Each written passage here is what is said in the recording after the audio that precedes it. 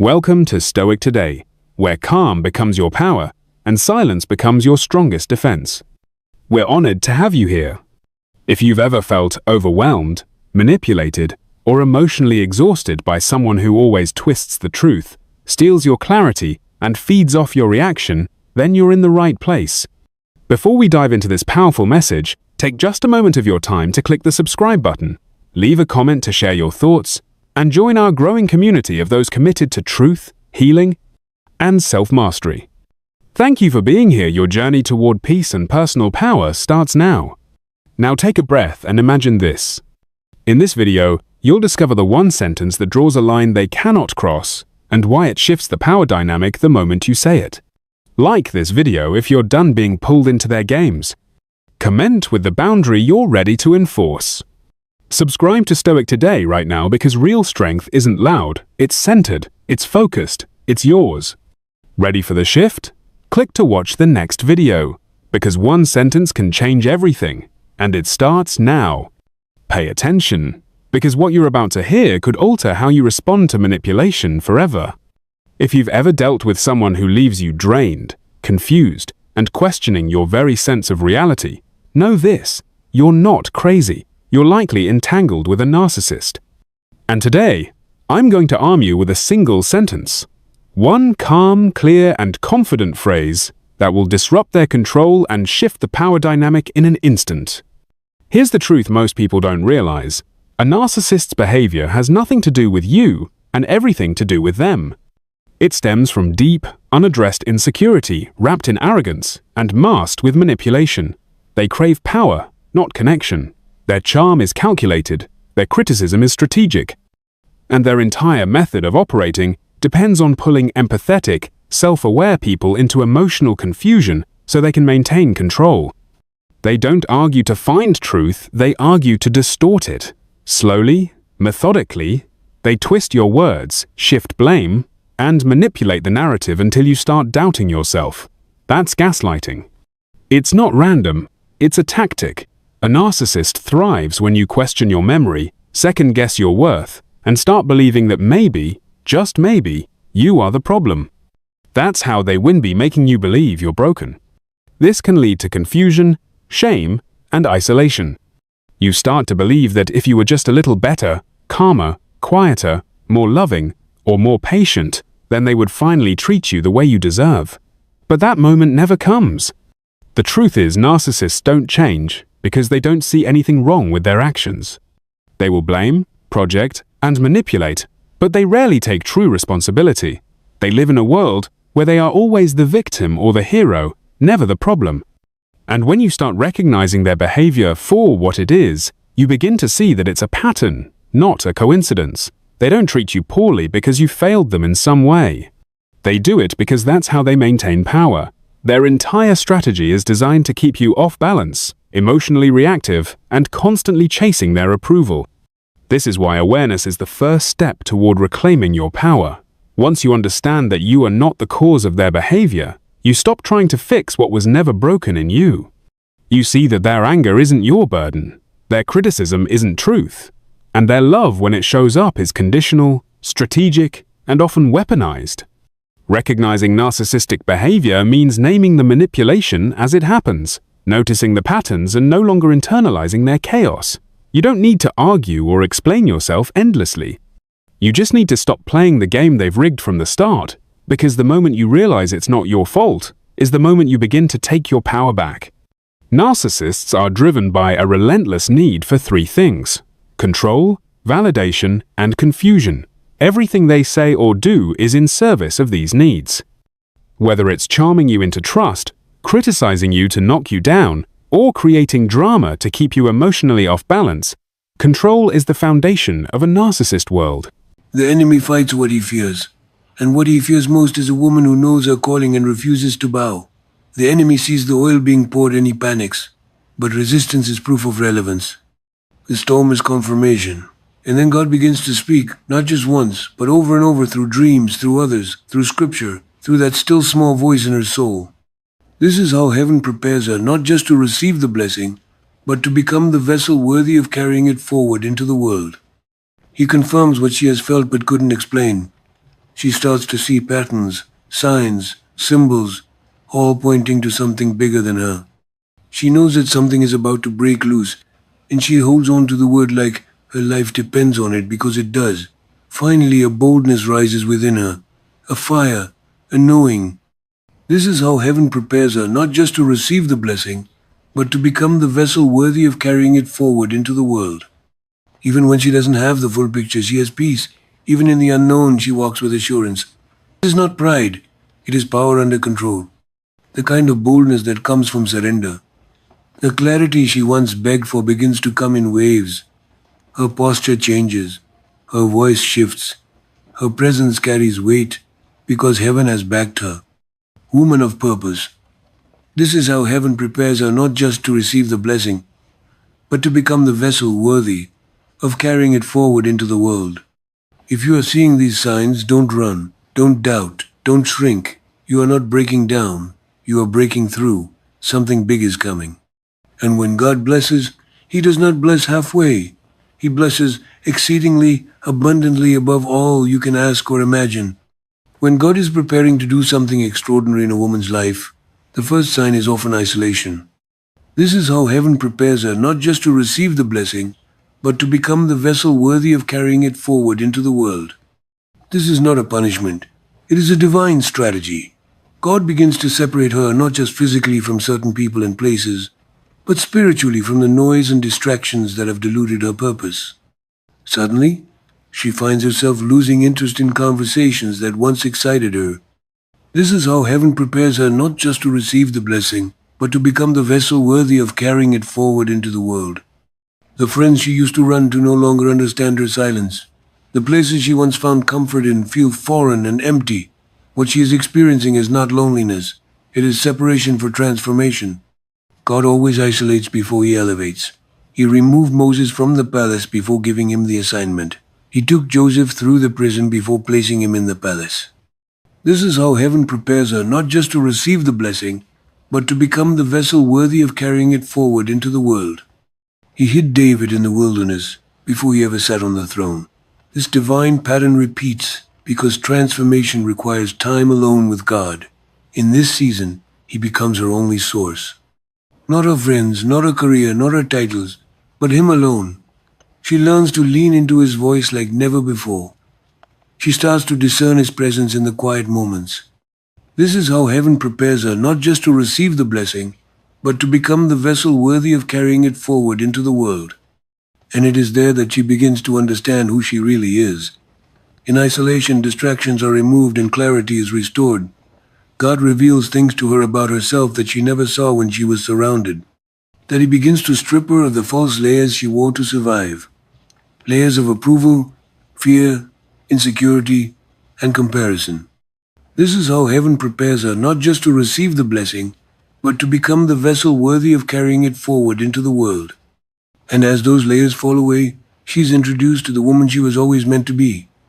This is a sacred season. Painful, yes, confusing often, but it is holy.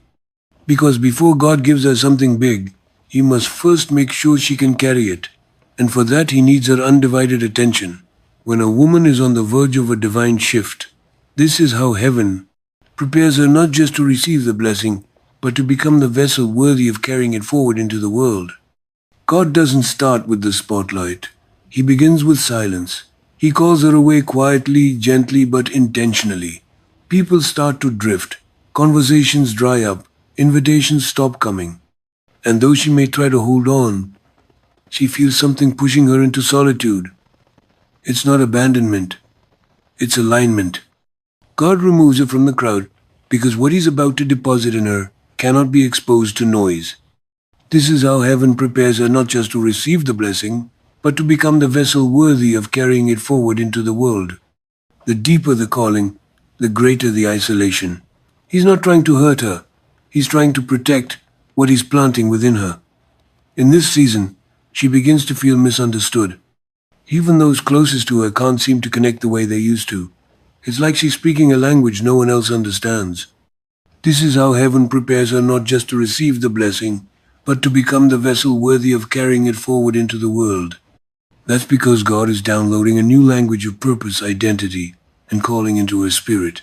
Her appetite shifts. She's no longer satisfied with surface-level relationships or empty conversations.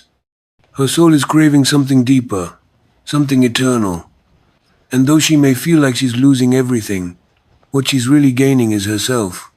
This is how heaven prepares her not just to receive the blessing, but to become the vessel worthy of carrying it forward into the world. This is the wilderness that produces wisdom, the secret place where heaven begins to reintroduce her to herself. She cries more, prays harder, listens longer, and in that quiet place, God reveals hidden wounds, breaks old patterns, and heals her identity. It's in isolation that her ears open, her spirit sharpens, and her faith deepens. This is how heaven prepares her not just to receive the blessing, but to become the vessel worthy of carrying it forward into the world. This is the kind of silence that births power. The world may not see her, but heaven is watching closely. She's being carved, refined, and stretched. This is not the end. It's the preparation for a new beginning. Before God brings her into rooms of influence and blessing, He brings her into a season where the only voice she follows is His. This is how heaven prepares her not just to receive the blessing, but to become the vessel worthy of carrying it forward into the world. When God is preparing to bless a woman with something big, one of the clearest signs is that doors begin to close unexpectedly. Opportunities that once seemed promising suddenly dry up. Relationships that felt secure start falling apart. Plans she was so sure about begin to unravel with no warning. To the natural eye, it may seem like failure or rejection, but in the realm of the spirit, it's redirection. This is how heaven prepares her not just to receive the blessing, but to become the vessel worthy of carrying it forward into the world. God is not punishing her. He's preserving her.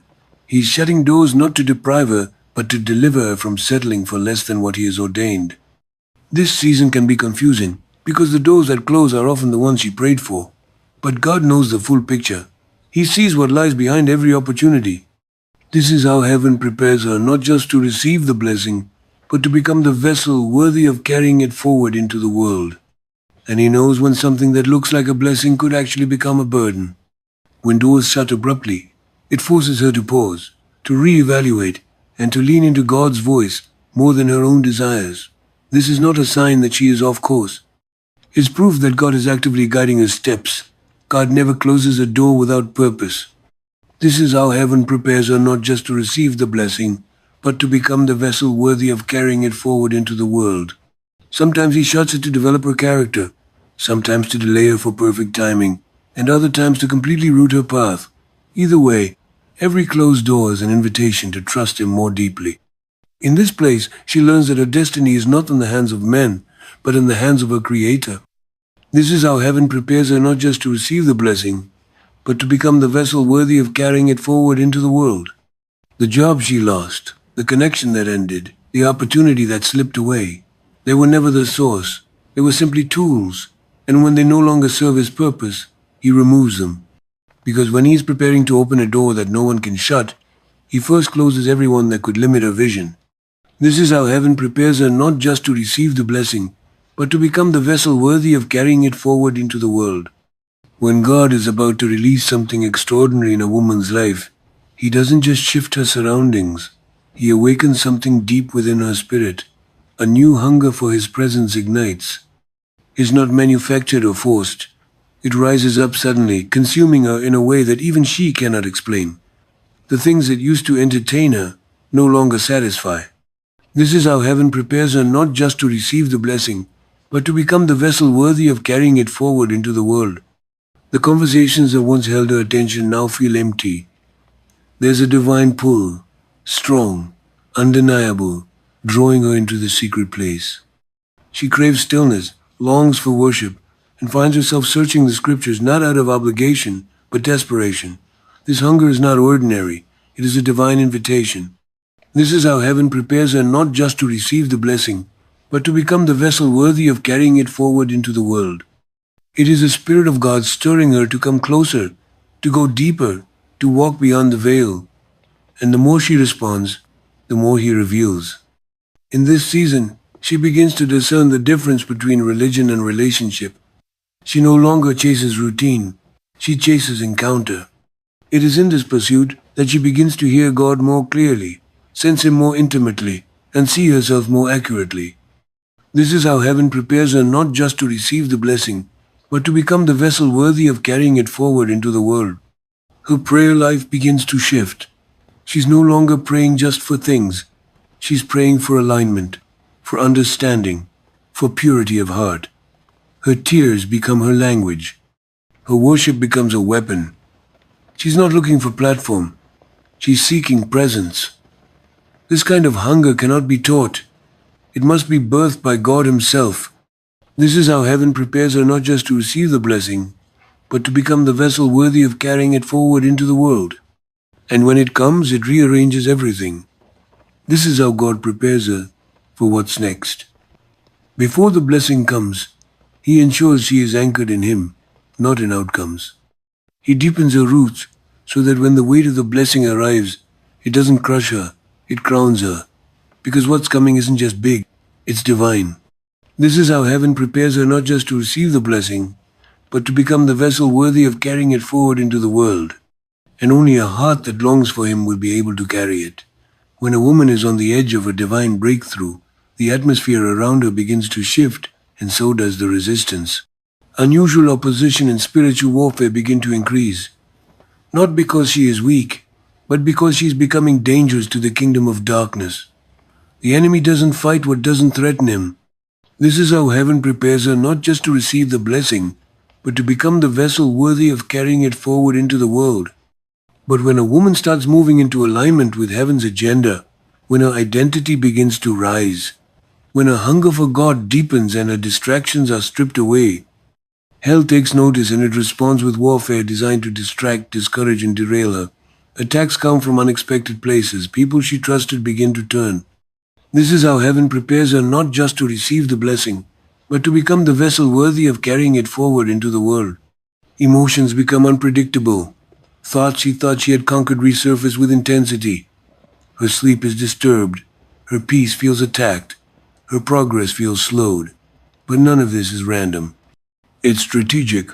It is the enemy sensing that something powerful is about to be birthed through her life. This is how heaven prepares her not just to receive the blessing, but to become the vessel worthy of carrying it forward into the world. And like Pharaoh trying to destroy the deliverer before Moses was grown, the enemy launches an assault before the manifestation arrives. But here's the truth. Spiritual warfare is not a sign of defeat. It is often the greatest confirmation that she is exactly where she needs to be. The pressure is proof of purpose. The intensity is a sign of the impact she's about to make. This is how heaven prepares her not just to receive the blessing, but to become the vessel worthy of carrying it forward into the world. And though the battle may rage around her, she's not fighting alone.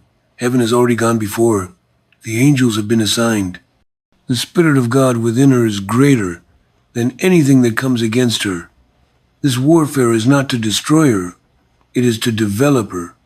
It is strengthening her discernment, sharpening her prayer life, anchoring her faith, and preparing her for the weight of the glory she's about to carry. This is how heaven prepares her not just to receive the blessing, but to become the vessel worthy of carrying it forward into the world. What the enemy meant for harm, God is using for promotion. Because a woman who overcomes the fire cannot be stopped when she steps into the promise. When God is preparing to release something significant into a woman's life, He doesn't leave her without guidance. He begins to send prophetic confirmation, not just once, but repeatedly, through unexpected people, through sermons, through dreams, through scriptures that seem to leap off the page. This is how heaven prepares her not just to receive the blessing, but to become the vessel worthy of carrying it forward into the world. God begins to echo His intentions until His Spirit can no longer deny it. These confirmations are not coincidences, they are divine signals. It is God's way of saying, I'm speaking, and I want you to pay attention. She might be in a season of uncertainty, questioning the direction of her life, unsure if what she feels in her heart is truly from God. This is how heaven prepares her not just to receive the blessing, but to become the vessel worthy of carrying it forward into the world. Then suddenly, someone speaks a word that mirrors her private prayers. A message finds her at the exact moment she needs it. A dream aligns with the vision she's been hiding inside. This repetition is not random. It is intentional. God knows that when the weight of destiny is heavy, the mind can be clouded by fear. This is how heaven prepares her not just to receive the blessing, but to become the vessel worthy of carrying it forward into the world. And so he speaks over and over to bring clarity and courage. Each confirmation becomes a thread in the tapestry of her faith. The more she hears it, the more her confidence grows. She begins to recognize the voice behind the voice. It's not the person speaking. It's God using vessels to remind her that she's not making this up. This is how heaven prepares her not just to receive the blessing, but to become the vessel worthy of carrying it forward into the world. He's revealing pieces of the picture before he unveils the full masterpiece. And with each word, each sign, each prompting, her spirit begins to align more boldly with his will. These prophetic confirmations are not to be idolized, but they are to be acknowledged. They are breadcrumbs leading her into deeper obedience. This is how heaven prepares her not just to receive the blessing, but to become the vessel worthy of carrying it forward into the world. God doesn't confirm what doesn't carry purpose. So when the signs keep showing up, when the word keeps being repeated, when the message won't leave her alone, she must know that heaven is announcing her next chapter before it begins. When God is about to bless a woman with something big, there comes a moment when everything within her begins to align with heaven's intention. This is how heaven prepares her not just to receive the blessing, but to become the vessel worthy of carrying it forward into the world. And suddenly, an unshakable boldness and clarity emerges. It doesn't come from external validation, it doesn't come from perfect circumstances. It rises from a place deep within her spirit, where fear has been replaced by revelation. She may still be walking through uncertainty, but something inside her is certain. This is how heaven prepares her not just to receive the blessing, but to become the vessel worthy of carrying it forward into the world. She doesn't have all the answers, but she has the assurance, and that assurance gives birth to a quiet strength that cannot be shaken. This boldness is not arrogance, it is authority. It is the result of submission, surrender, and silence before God. It is what happens when a woman has wrestled in prayer, wept in worship, and wared in the Spirit, and come out on the other side with vision. This is how heaven prepares her not just to receive the blessing, but to become the vessel worthy of carrying it forward into the world. She starts to speak differently, walk differently, and make decisions with conviction. She no longer second guesses her worth or her calling. The opinions of others lose their power, because she has heard the voice of her Father, and that voice has settled her soul. With this clarity comes focus. Distractions lose their grip. This is how heaven prepares her not just to receive the blessing, but to become the vessel worthy of carrying it forward into the world. She stops chasing what isn't aligned. She stops explaining herself to people who are never assigned to understand her. She begins to build, create, move, and act because she finally sees what God has been showing her all along. She no longer waits for perfect conditions. She steps out in faith because she knows the ground beneath her feet is the moment where heaven's preparation meets her obedience. This is how heaven prepares her not just to receive the blessing, but to become the vessel worthy of carrying it forward into the world. Her courage isn't loud, but it's unmovable. Her decisions are no longer based on fear, but on purpose. And once a woman reaches this place, no storm, no critic, no delay can stop what God is about to release through her life. So when a woman begins to see these signs, divine isolation, closed doors, a burning hunger for God's presence, increased warfare, prophetic confirmations, unusual boldness, and unshakable clarity. This is how heaven prepares her not just to receive the blessing, but to become the vessel worthy of carrying it forward into the world. She must understand heaven is announcing her next season. These are not coincidences. They are divine markers that she is being positioned for something far greater than she imagined. God is not just preparing a blessing for her, He is preparing her for the blessing. And when He blesses, He does not bless halfway. He blesses in full, pressed down, shaken together, running over. This is the time to stay focused. This is how heaven prepares her, not just to receive the blessing, but to become the vessel worthy of carrying it forward into the world. This is the time to protect her spirit, guard her mind, and walk closely with the one who called her. Because what's coming will require her to carry influence, favor, wisdom, and responsibility. It will demand maturity, discernment, and strength.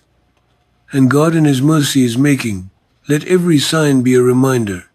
This is how heaven prepares her not just to receive the blessing, but to become the vessel worthy of carrying it forward into the world. She is not forgotten, overlooked, or delayed. She is becoming the woman who can handle what God is about to release, becoming the vessel through which heaven will move.